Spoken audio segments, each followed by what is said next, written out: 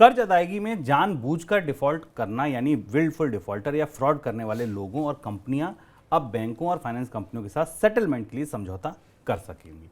कितनी अजीब सी बात है कि विलफुल डिफॉल्टर यानी कि आपने पहले कर्ज लिया, फिर जानबूझ के नहीं चुकाया, जानबूझकर आप फ्रॉड हो गए, उसके बाद भी बैंक आपको ये मौका देगा कि आप आइए सेटलमेंट कीजिए, ले देकर बराबर कीजिए। रिजर्व बैंक ने बैंकों और फाइनेंस कंपनियों के लिए ये सर्कुलर जारी किया है। रिजर्व बैंक के सर्कुलर में ये भी कहा गया है कि जिस विलफुल डिफॉल्टर या कंपनी के साथ कर्ज के सेटलमेंट के लिए समझौता होगा उसे 12 महीने के बाद कर्ज लेने का भी अधिकार होगा, यानी कि वो 12 महीने तक इस प्रक्रिया से दूर है। बैंक फाइनेंस कंपनी उसे कर्ज नहीं देंगी, 12 महीने के बाद चाहें तो उसे कर्ज भी दे सकती हैं। 1 साल बाद विलफुल डिफॉल्ट या फ्रॉड करने वाली कंपनी या व्यक्ति फिर से लोन लेने का हकदार हो जाएगा, ऐसा आरबीआई ने कहा है। पहले ये सेटलमेंट समझते हैं। सर, ये कॉम्प्रोमाइज सेटलमेंट है क्या? ये सबसे चौंकाने वाला प्रस्ताव था और जो ये 8 जून का सर्कुलर है जो रिजर्व बैंक ने जारी किया, लंबा सर्कुलर है और भारत में पहली बार उन लोगों के लिए जो आम तौर पर घोषित तौर पर जानबूझकर जिन्होंने डिफ़ॉल्ट किया है और जिन्होंने खातों में फ्रॉड किया है या जिन्होंने बैंकों को जानबूझकर चूना लगाने की कोशिश की है, उन्हें भी एक कंप्रोमाइज सेटलमेंट की तरफ जाने का रास्ता खोल दिया गया जो रिजर्व बैंक का प्रस्ताव है।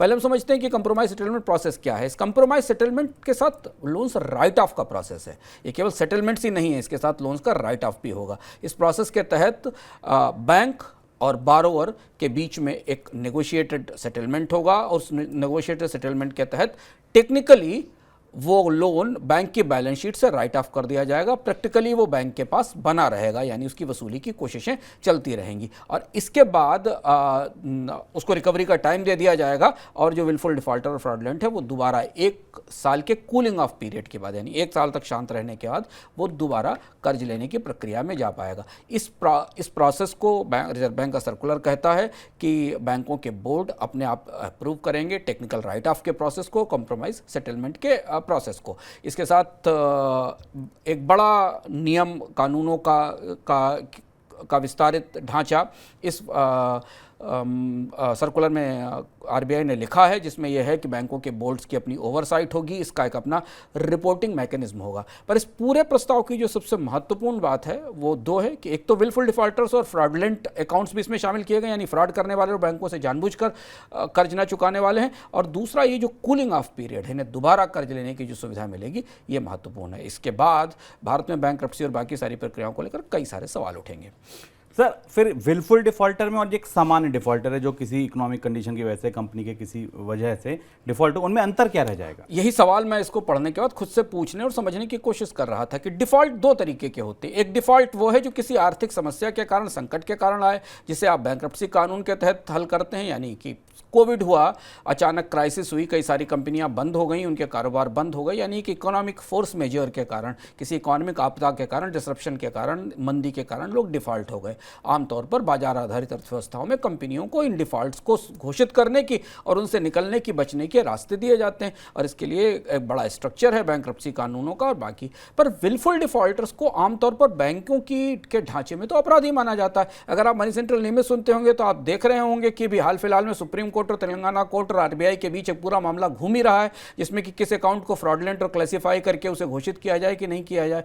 विलफुल डिफॉल्टर वो डिफॉल्टर हैं जिन्हें या बैंक और नियम कानून ये मानते हैं कि उन्होंने बैंक को चूना लगाने के लिए लोन लिया था, उन्होंने इसीलिए लोन लिया था कि वो डिफॉल्ट कर जाएं, या उन्होंने अकाउंट्स में फ्रॉड किए थे। अब यहां से जो इकोनॉमिक डिफॉल्टर है, ये जो वास्तविक रूप से किसी आर्थिक संकट के कारण कर्ज चुकाने में चूका है और जिसकी आपराधिक इंटेंशन थे, जिसके जो विलफुल डिफॉल्टर था, उनके बीच की जो विभाजक रेखा है वो बेहद धुंधली हो गई है और अब वो दोनों एक सामान्य रूप से अपने संकट में फंसा डिफॉल्टर और ये एक जैसे दिखाई देने लगे हैं इस नए सर्कुलर की रोशनी में।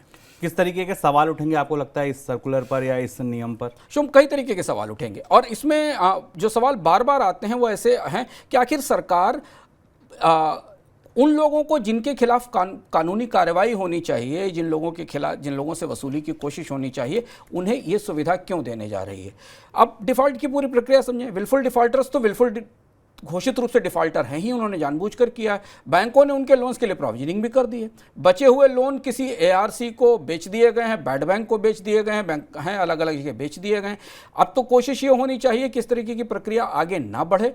नैतिक रूप से बड़ा सवाल है कि इससे अगर आप उसके लोन की कंप्रोमाइज सेटलमेंट तक तो बात तब भी बनती थी कि आप सेटलमेंट कर सकते हैं, पर अगर दोबारा लोन देने की छूट दे रहे हैं तो इसका मतलब है कि इस पर कई सारे सवाल उठेंगे। और ये जो एमनेस्टी की प्रक्रिया है ये लगभग वैसी ही दिखती है जैसे उनको टैक्सों में दिखती है, टैक्सेशन में भी दिखती है कि लोग कई 3-3 साल 4-4 साल बाद 5-5 साल बाद टैक्स एमनेस्टी स्कीम्स भारत में आ जाती हैं और लोग टैक्स चोरी करने वाले लोग बाद में उनसे बचकर उनके एमनेस्टी स्कीम का फ़ायदा लेकर साफ सुथरे होकर बाहर निकल आते हैं।